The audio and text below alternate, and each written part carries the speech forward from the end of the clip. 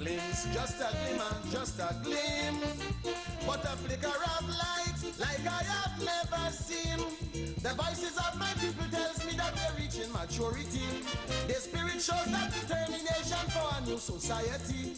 Though plagued by injustice, misfortune and strain, and constant oppression, I force our change.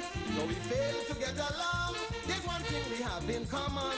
The oppression we bear will forge us as one. Rise, rise, rise, rise. People, open up your eyes.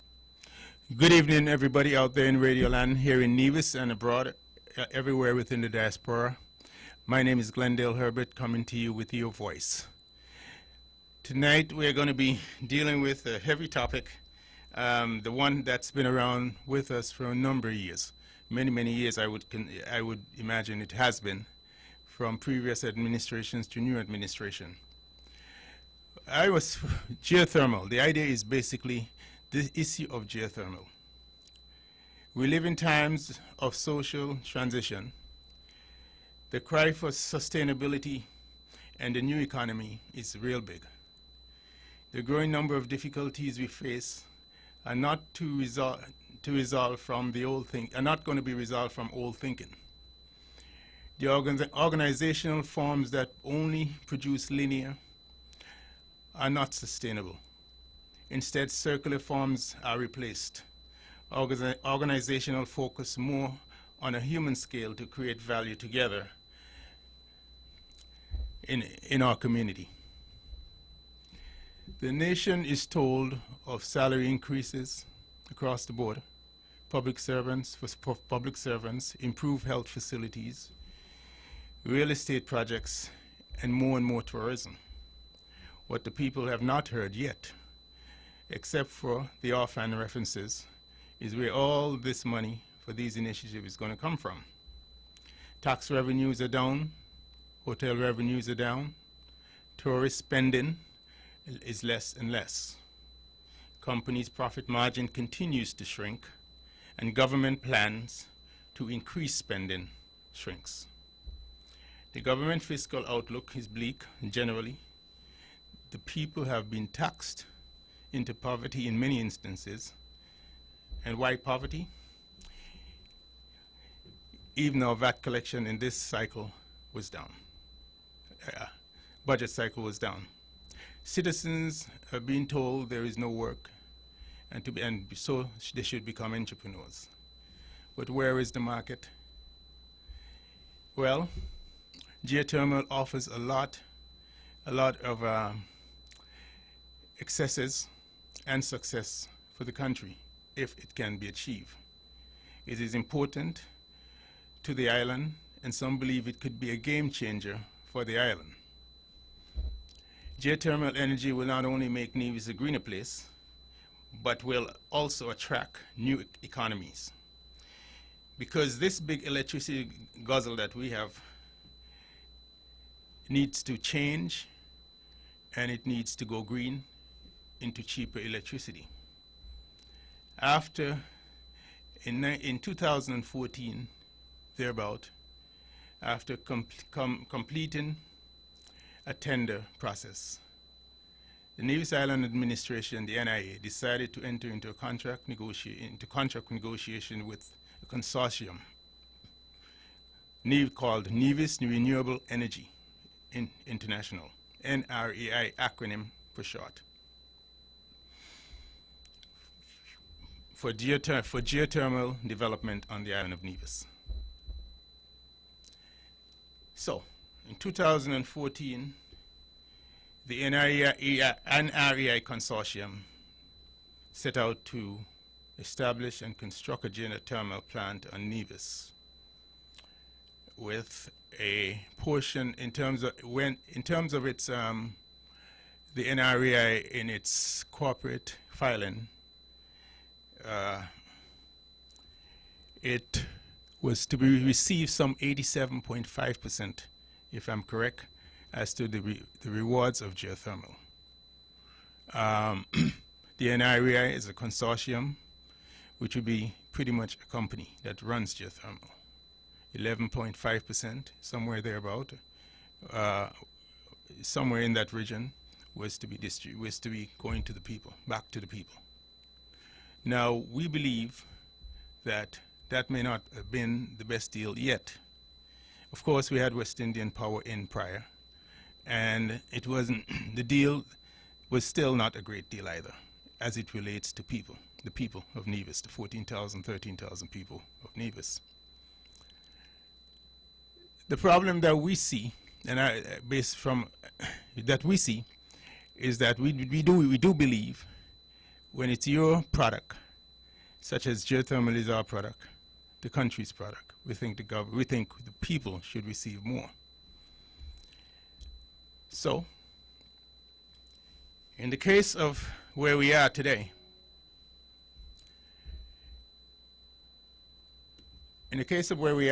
here in Nevis, there are some new developments with geothermal. As a public interest group, it's our responsibility to bring to you the unvarnished truth as it relates to where we are. We do believe that we can attain geothermal because it's transformative for any country that has tried it and done it. It is something that has changed countries like Iceland from being probably the last country in the entire European Union in terms of its economy, like 28 or 30. And Iceland today sits at around number 11 in the world in terms of economies. In terms of GDP, its GDP is very productive in terms of a country, and its per capita income ranges somewhere in the $54,000 per annum per person. Now, geothermal was responsible for that, and I would try to delve into why it's very important to have such a resource in your country, and in this country, or even any other country, once it's developed, and you can bring it on board, you can fully deploy it. It reduces, of course, it reduces your electrical bill. It's a stable form of energy, and it attracts a lot of investors, generally speaking. That's why, and it creates you can now diversify your economy into something different. Where we are today, as it relates to geothermal, we are at a point where we've had the NREI, which was formed in 2014 here in Nevis, who was responsible for going out there and getting geothermal and bringing it forward into action here in Nevis. Recently, there has been some dust-up as it relates to that. There have been some court filings in the courts here in Ireland and in another jurisdiction. And as I speak, I'll read from the record entirely as to what we know has taken place, directly from the record. In Nevis, a claim was made from the NREI, Nevis Renewable Energy, in the courts of Nevis, and filed as a claimant against DOSECC Exploration Services Limited, the company that was commissioned to drill and to perform what it supposedly does to produce geothermal.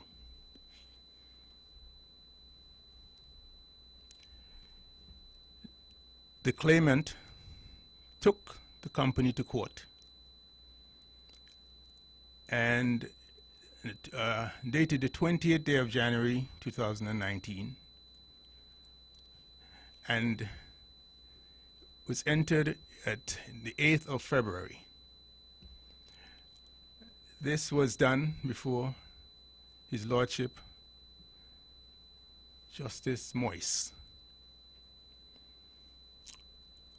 Geothermal, the matter was brought before the court for civil, it was a civil procedure. And basically what they were asking is the NREI is petitioning the court and saying At this present moment, the wells is in on-scale condition. Sorry, because of the lack, because of DOSECC doing an inadequate job in terms of not cementing and casting the wells. The approximate depth, 2,400 feet of these wells. They were contracted to drill wells up to 4,000 feet. What happened is they drill as far as 2,400 feet. First of all, they didn't bring in the right equipment. The drilling schedule was for 30 days. It went way beyond 30 days. And because there are concerns with the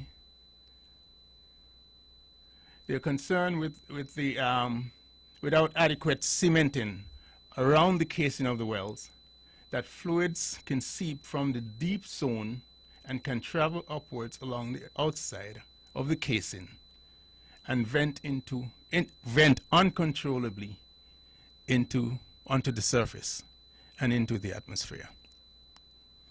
The wells were not capped well, and the casings was not cement casings were not put in place at the 2,400 feet well that they dug. That was not the depth the contract stated that they should have been drilling to.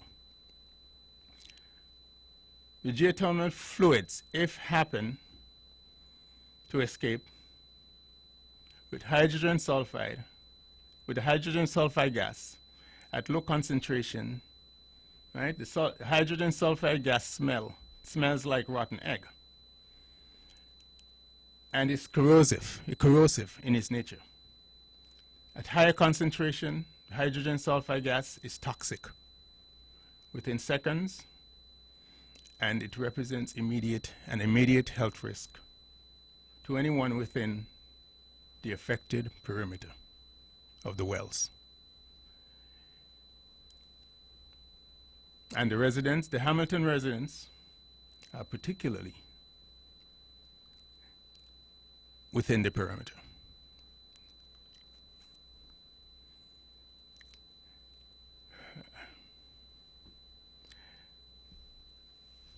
It also says,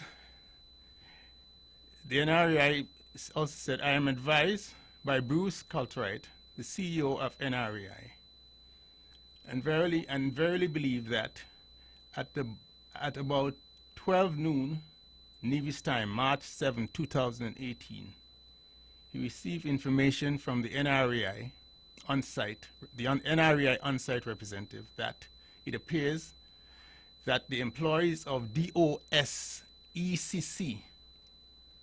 are dismantling the drill rigs, and the equipment necessary to maintain control of the wells. And that would be required to contain the wells should it blow out, or leakage should occur. Geothermal fluids and hydrogen sulfide can occur. So basically, it was alarming. The company in the 11th hour pulled out, and the claimant is claiming that they pulled out on March 7th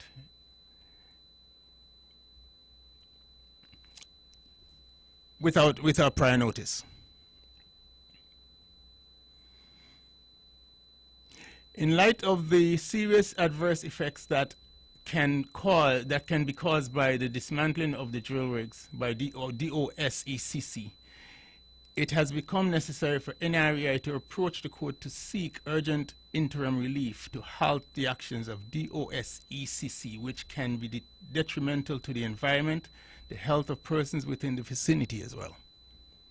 NREI undertakes and abide by any order as to damage and caused by the granting of the order sought herein. All right? This was placed before the judge for relief. Now, I'm going to continue reading from the record in pieces. There's some communication here from Dennis Nelson. Now, Bruce Cottrell is the president or the CEO of NREI. Bruce wrote to Dennis, runs the DOS ECC. He says, overnight I thought a lot about your emails, and quite frankly, do not understand your approach, your letter, or your attitude. You know that this project has been plagued with disaster from day one. It's all related to DOS ECC inability to provide the right equipment, the competent personnel on site. You have admitted to us that the people assigned to this project are not the right choice, and along the way, remove them from the project. There have been a constant shifting of people in and out of this project. That was certainly not to the benefit of the retaining site experience or efficient operation.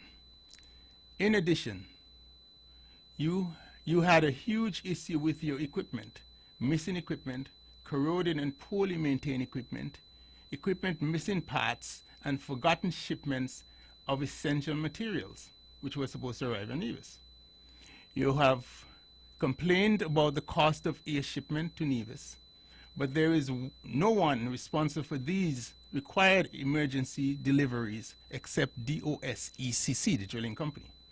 Nothing about the site condition, drilling condition, or our behavior have anything to do with this 103 days delay, or at least days overrun.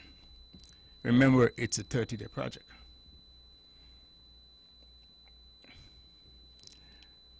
I hope you are aware, as a result, we have experienced significant losses and intolerable cost overruns on our part in our efforts to support DOSEC, Drilling Company. We have had to defend DOSECC to our lender, our equity partner, the Nevis Island government, and have been questioned repeatedly by the US government through this period. We have supported DOSECC and have never made a public comment about the reasons for your delays. We even remain silent when someone in DOSECT tweeted about sending your guys home for Christmas, as if it was an international or a planned action, when the reality was, it was because you finally admitted that the equipment and the personnel you have provided to Nevis project were unable to produce the required work. It took you from October 25th, from the first day that David Giggs was on site, until December 21st, when you had barely accomplished 30 feet of drilling, to admit you could not conduct and complete the work with equipment and personnel you provided and assigned to Nevis.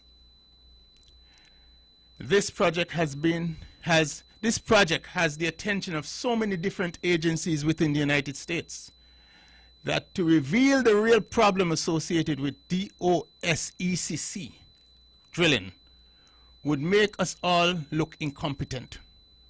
As you can understand, with these groups, you have put us in a terrible and difficult position. The United States Department has been heavily involved through the head of the State Department of Energy office. He visited the site on November 21st and 22nd from the United States representative from the State Department of Energy Services. and queried us regularly on our progress. He was astounded as to where to watch your initial site preparation activities at the time. We now have the new head of Western Hemisphere at the State Department, the new head of the Western Hemisphere of the State Department, involved and constantly questioning us on why DOS ECC drilling is unable to meet responsibly its schedule. Every schedule you have given us has been invalidated. Within a day within a day after you've made a schedule, it changes. We also have, and this is important, Senator Ted Cruz and Congressman Blake Farenthold providing assistance because of some things we are doing with some things we are doing with another government agency regarding this project. And again, they're asking for regular updates. The most recent addition to this inquisition is Rick Perry, Secretary of the Department of Energy in the United States, for a regular update. So everybody has been looking in from the top levels of the United States government as to what's going on with geothermal here in Nevis. The most recent addition,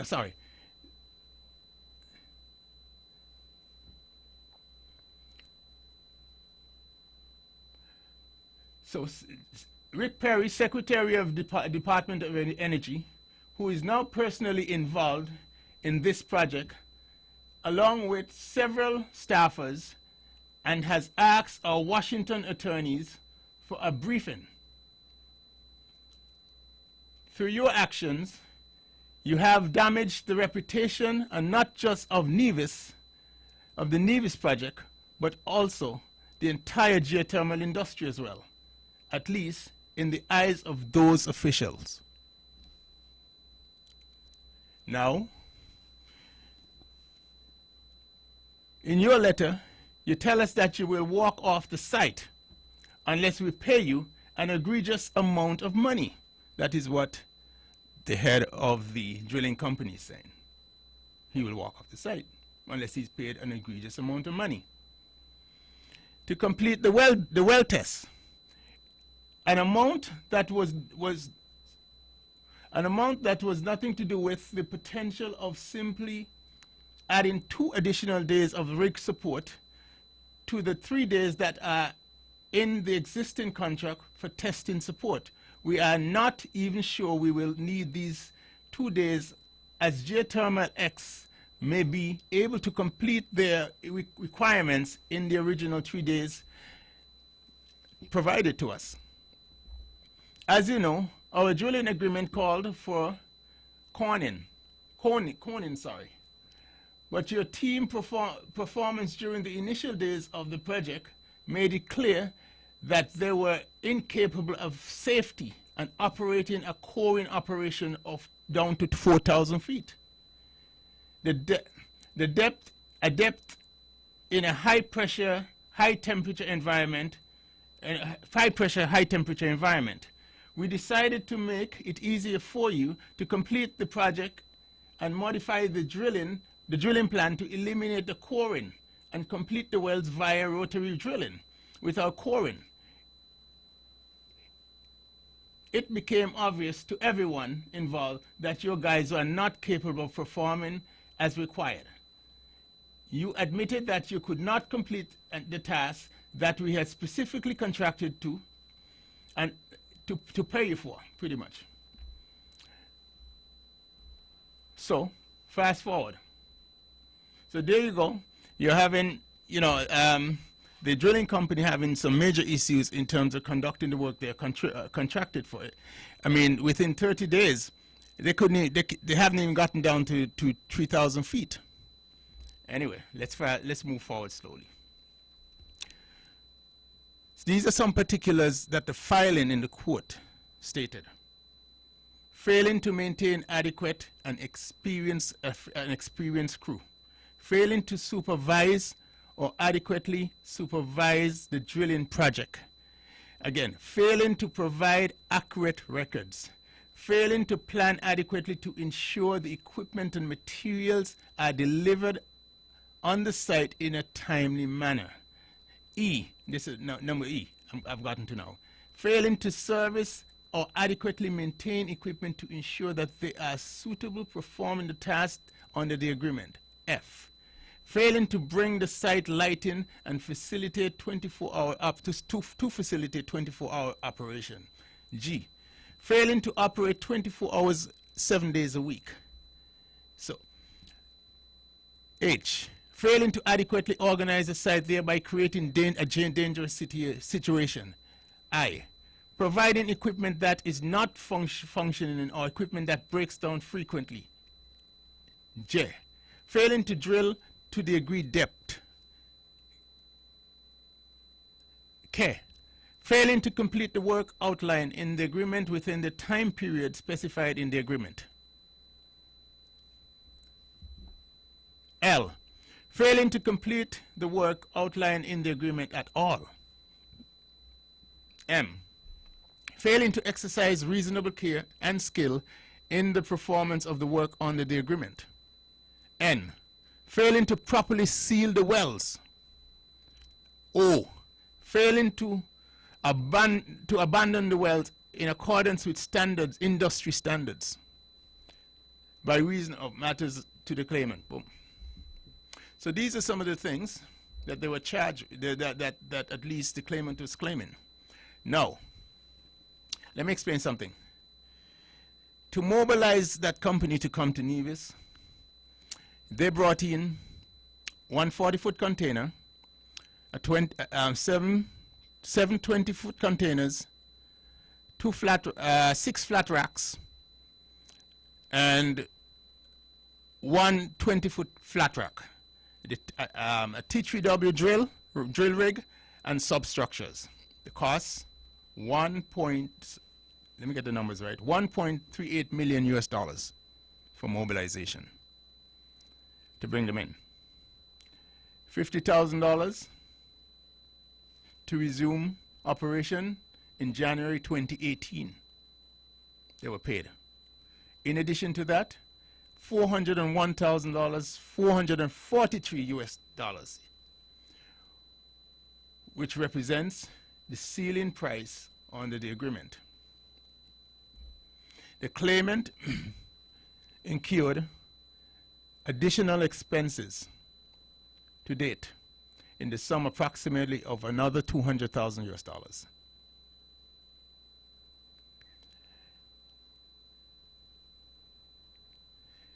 So the claimant has lost, as of this date, $2,031,443 US. Well, you can do the numbers. That's about 5.4 million EC.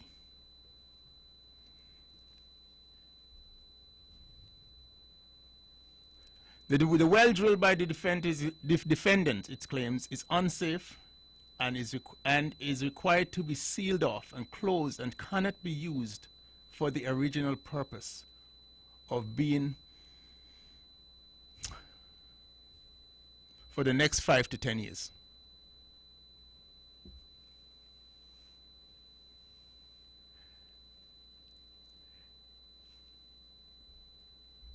The defendant failed to adequately and safely conduct and cement the operation that should have been sealed. The well casing should have been sealed, and the depth from a depth of 2,457 feet to the surface. The casing was found hanging in the well without support, providing that the cementing operation was not completed successfully, and the well could fail as a result.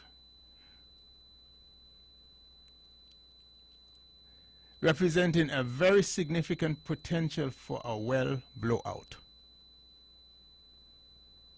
as a result of the poor workmanship and or negligence of the defendant, which is the drilling company.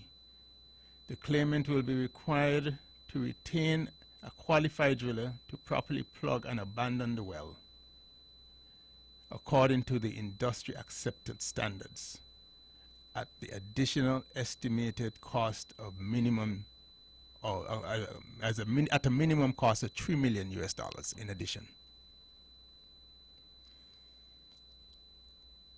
That's 3 million, that's 8 million easy in addition.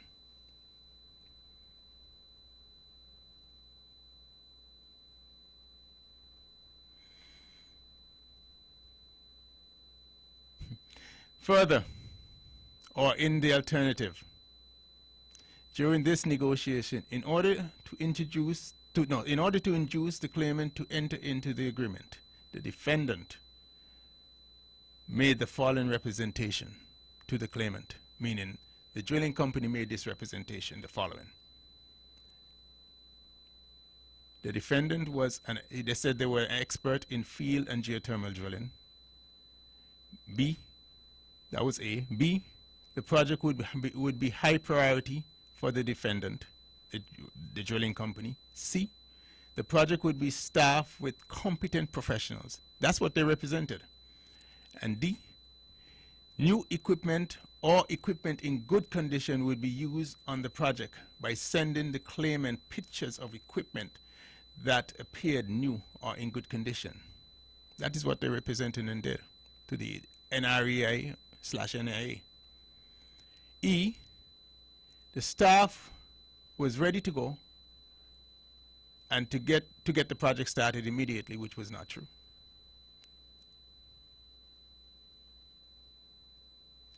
Induced by all this, for more mobilization costs, $1.38 million was paid US to the drilling company.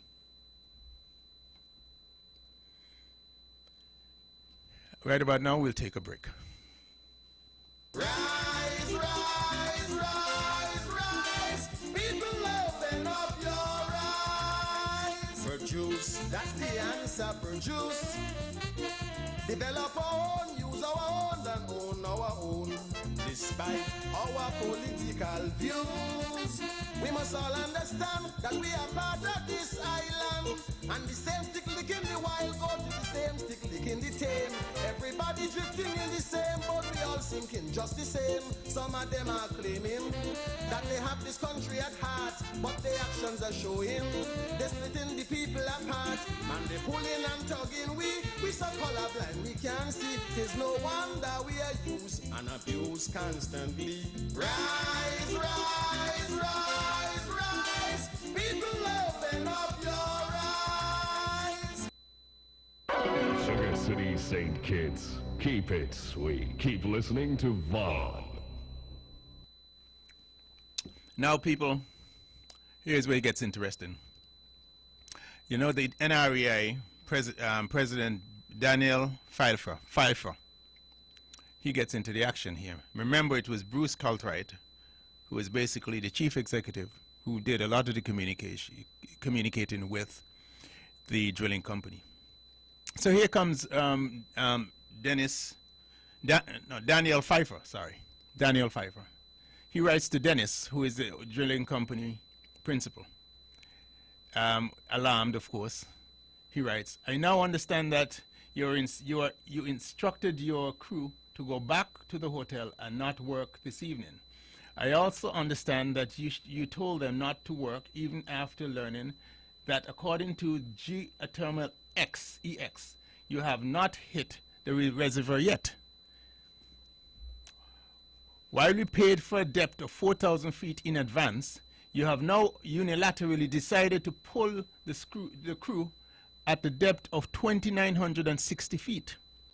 Dennis, he says, quite frankly, I do not understand your logic. I now know that our mistake was paying you in advance. We trusted you. We have even reassured you that we would sit down with you prior to demobilization to do complete reconciliation as to the amendments called for. Demobilization meaning that when they're ready to leave the country, they demobilize and they take the equipment back. You are well aware of the fact that we have a very expensive team on the island that we've flown in and supplied, and is supplied by Geothermal X. They are costing us a fortune. Your purposeful delay is now costing us significant damages. We told them to come in before your word that you would cooperate with and carry out procedure. I understand that we need to drill another approximately 500 feet. I would like you to reconsider and remobilize. Then remobilize for this evening. I'm trying my best, and I can appeal to you. I'm appealing to your conscience. As you know, I'm available right now to speak to you. Please advise. That's the president of Nevis Renewable Energy, Daniel Pfeiffer, appealing to Dennis, who is already pretty much walked off the job after more than 30 days trying to get this thing done, and they can't get nothing done.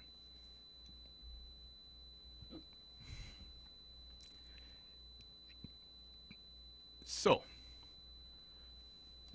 this is where we are as it relates to geothermal in Nevis. We have had it, 2 stabs at it thus far, and this, a lot of money being poured into this, millions and millions of dollars, and the results has been empty. Mind you, it's a great resource, and if we can get it right, it will pay hugely in dividends. But the arrangements that was made, even from an NREI standard of 87% they're collecting, and I don't see where the equity stake in this is, in terms of collecting that amount on the people's resource, just for managing. Makes no sense. This can be done different. This should have been approached different. I believe the people should have been asked to invest, the Nevis people, and of course they're investing because it's their tax dollars. But I believe there's a different way we could approach it, because singularly, you can drill a hole in geothermal and go down 5,000 feet and establish there is steam. Yes, you could. But that is not the difficult part of producing geothermal. The difficult part of producing geothermal is being able to go down with the huge pipes after you've discovered that there's steam and you've done the core samples. Is to go down there with these huge pipes that can bring up this huge tranche of steam to drive a turbine. That is the gamble. You will get steam in the small pipe when you do the first drill, but it's to go down with the big one. And that is where it gets dicey, because you can make the drill, but you're not guaranteed it will produce and to drive turbines, enough energy to drive a turbine. No. In our case here, we've gotten off to the start in our first dispensation, of course.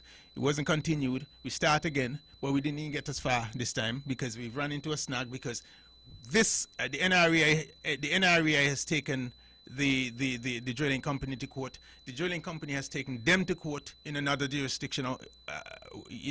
So they're both have countersued, right? The project is at a standstill as far as that is concerned right now. So where do we turn? Now, I am saying, and I do believe that the people should benefit from the project.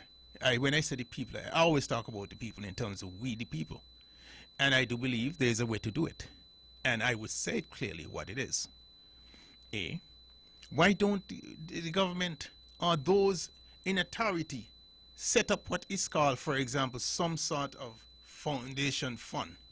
Just an example, where $1,000 can be lent to every citizen over the age of 18 in this country. Every citizen. $1,000, and those who want to invest from abroad can invest. And it's simple as going, for example, to a credit union. Let's make it simple. Going to the credit union and organizing with the credit union. The credit union need members. And by this is thousands and thousands of new members they never had. That is how they thrive. So if they issue, they can issue a $1,000 loan to everybody and hold. They're not going to give them the money, the individuals the money. They hold it in an escrow account. The credit union holds it. And that is millions of dollars, maybe it end up being $10, $12 million, whatever it is, the amount is. But no, everybody's vested in the country. And everybody is guaranteed a dividend payment payout when geothermal come on stream.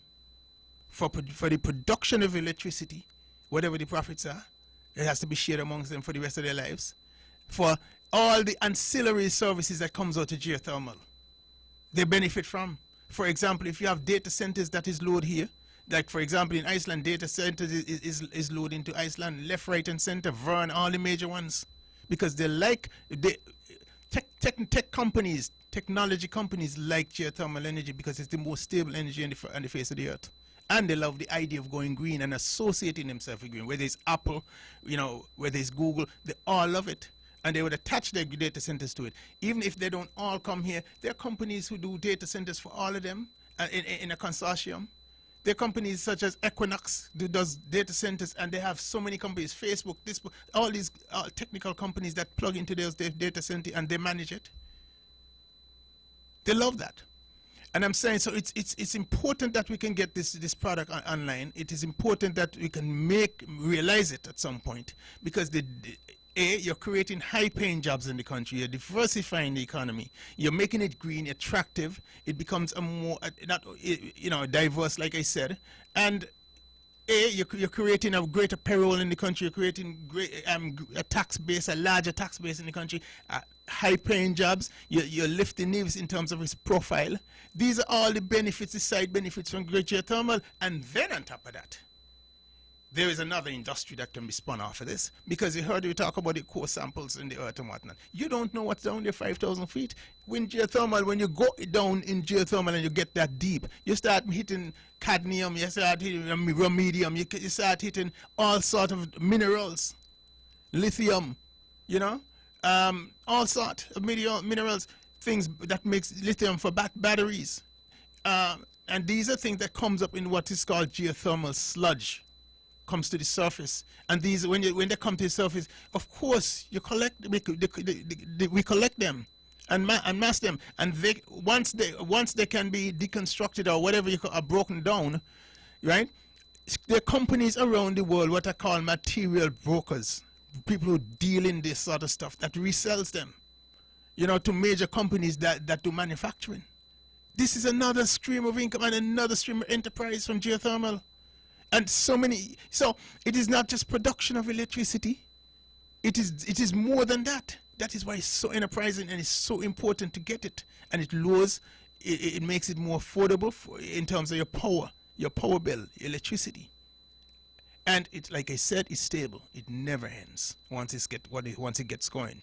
So what I'm saying to you, if you create that fund and which we've thought about, a number of us have thought about, and that fund is created, right?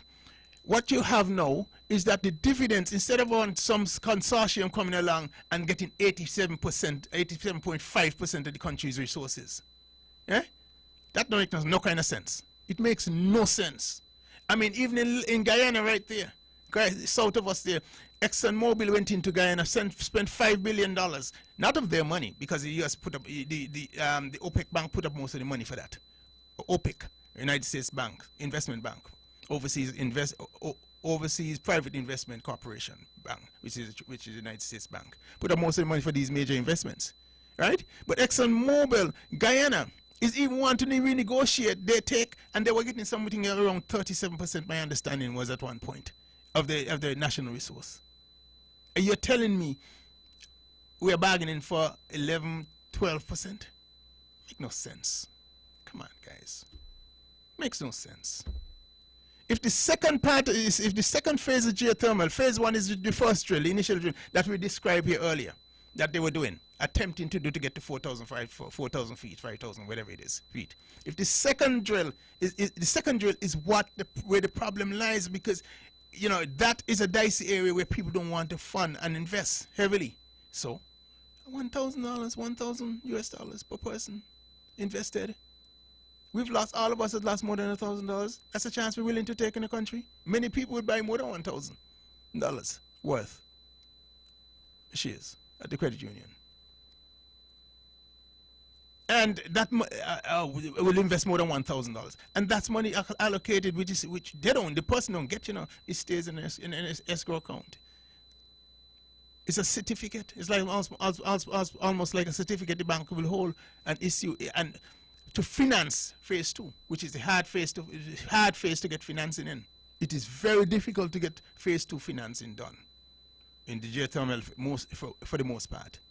So a lot of countries, what they do, they go out and try and partner. They go out and try and they find groups like the Kuwaiti Fund and who will help fund it. So what I'm saying, and those who are thinking geothermal in the future, I mean, the way this thing was constructed, it has a lot of questions. The vetting was poorly done, as far as I am concerned. The vetting was poorly done. I mean, somebody's going to have to be held responsible for it, because it's a public document now. This is in the public domain. So I don't know. I mean, it's people's future. It's our future, and you know, like I said, we can be a wealthier people, the people of Nevis. And I told you what happened in Iceland. Iceland was ranked number 28, 30 in Europe, a country in Europe, in the EU.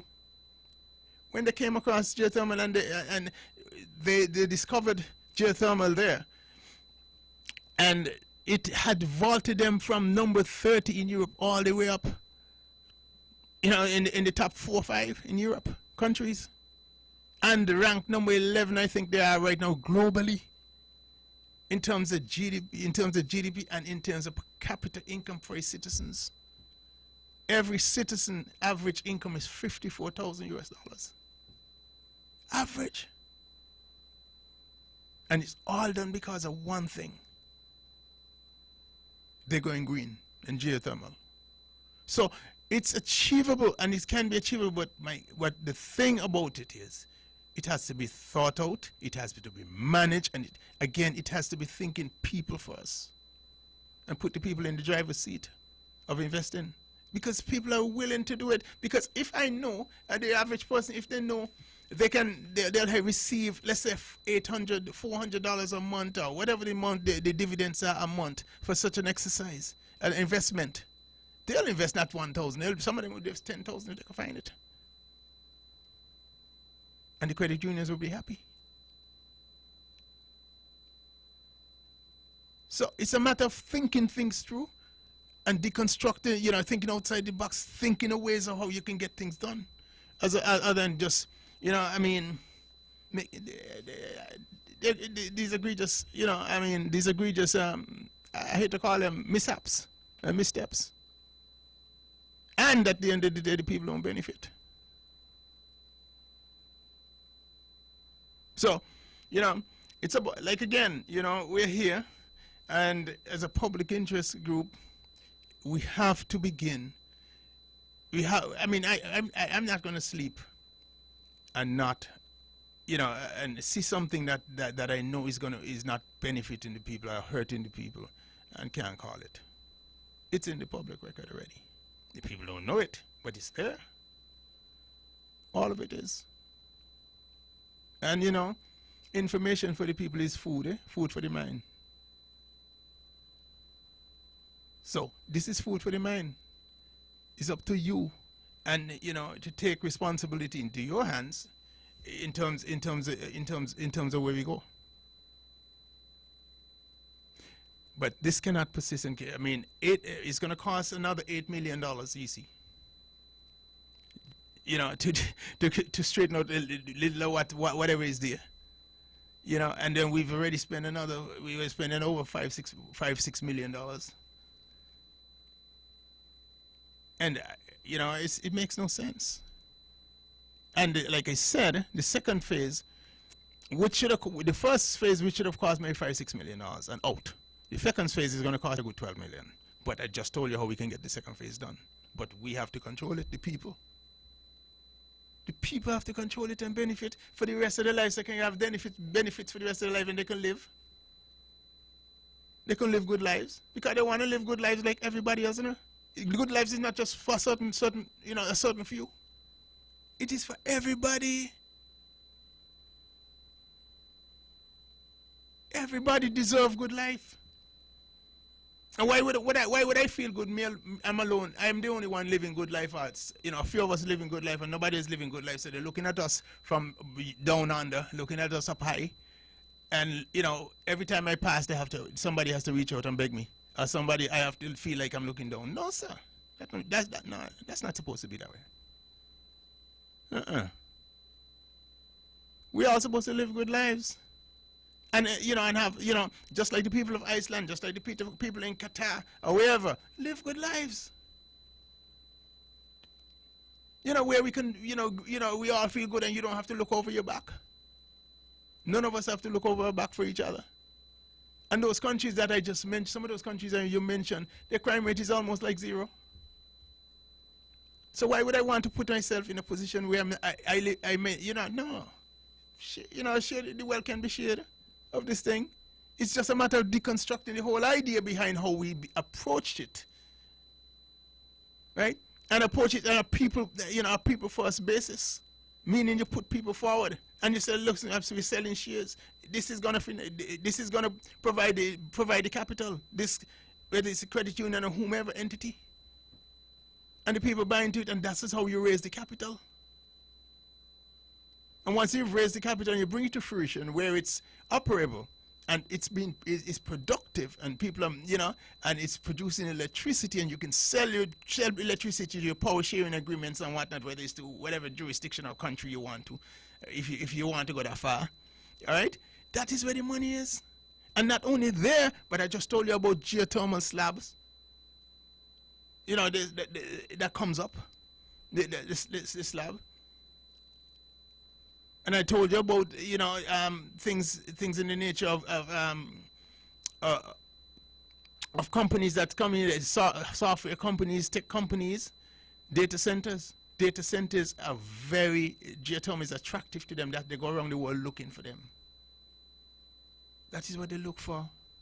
But they require also people to work in them. And these are high-paying jobs. These are not menial jobs, you know. These are people that need technical skill and smart people. So I know we like the hotel and we like the sun. We sell sun and beach and sun and sea and whatever we sell, and sun. That is fine in the main. But we're talking about diversification where you can take the place. I mean, Costa Rica opened a geothermal plant a few years ago. Intel went in there and created 2,300 jobs. Intel, where every computer chip is made. 2,300 jobs at a stroke. All of them high-paying jobs, pretty much. So I'm saying to you, we can do better. I know we're bright people. We're 99% literate. But literacy is not everything, and reading and writing is not everything. Common sense is important also. And having life experience, where you can, you can rationalize things and see through things. An old man once told me even many years ago, in my early years in the States, in New York, he used to work in a laundromat, and I'll tell you this. He used to say, young man, he always turned to me and say, young man, the day you can sit on your stoop means a step. The way you can sit on a stoop and not turn your head left or right, but you know what's coming around the corner, you've arrived. You are some street smarts, of course, with book sense. So, the point what I'm making, you know, we got to do better than this. We have not done enough. And we have the responsibility of 13,000, 14,000 and many thousands outside in the diaspora who look at us and Nivijans, and they want more.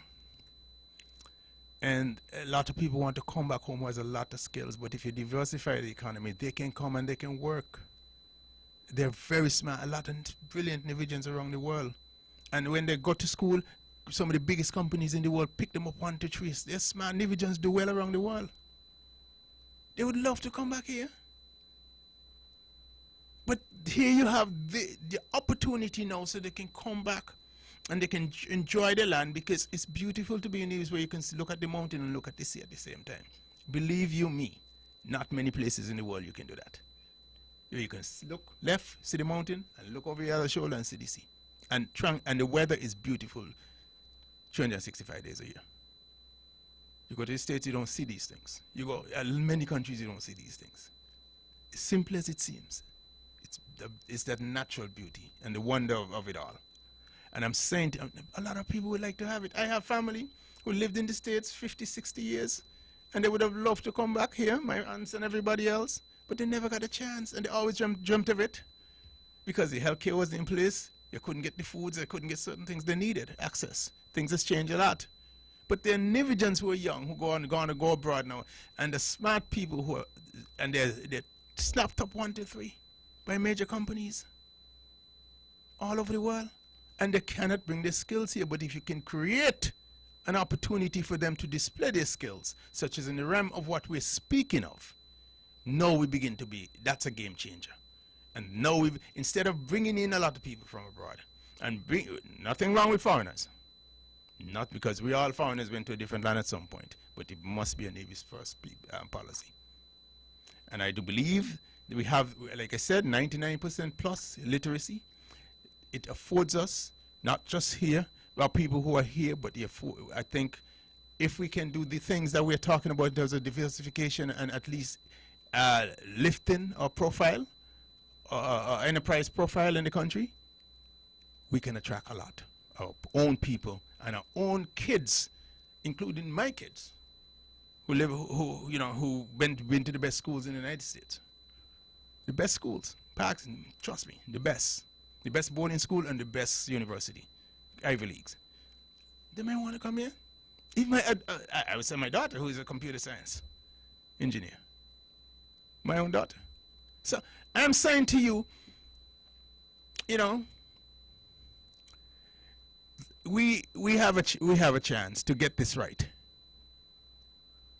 We do have a chance to get this right. And I would ask you, those of you who are in charge of looking for and prospecting and seeking out opportunities for the country. We have the talent around here to reach out, and you can ask a question and consult people. There are a lot of people around here with a lot of experience and are very sharp. Thank you, baby. Thank you, ladies and gentlemen. Thank you, everybody. We had a great show. Rise, rise, rise, rise. People, open up your eyes. At last, at long last, at last. Out of chaos and strife, we found a hope we've never known. A glimpse, just a glimmer, just a gleam. But a flicker of light, like I have never seen. The voices of my people tells me that they're reaching maturity. Their spirit shows that determination for a new society. Though plagued by injustice, misfortune and strain, and constant oppression, I force our change. Though we fail to get along, there's one thing we have in common. The oppression we bear will forge us as one. Rise, rise, rise, rise. People, open up your eyes. The views and opinions expressed on the preceding program were solely those of the participants and do not necessarily reflect the views of the Nevis Broadcasting Company.